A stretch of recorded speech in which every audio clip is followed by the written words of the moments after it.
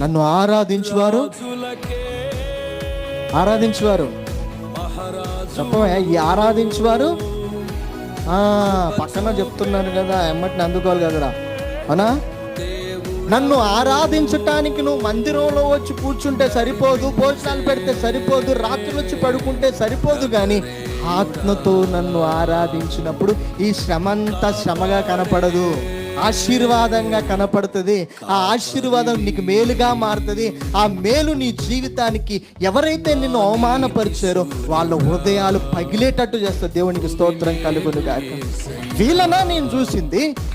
వీళ్ళ బ్రతుకు చెడిపోతుందని భావించాను నేను, వీళ్ళ బ్రతుకు నాశనం అయిపోతుందని భావిస్తున్నా. ఇది ఎలా సాధ్యమైంది అంటే ఆ భక్తిపరుడు ఏం చేశాడు తెలుసా?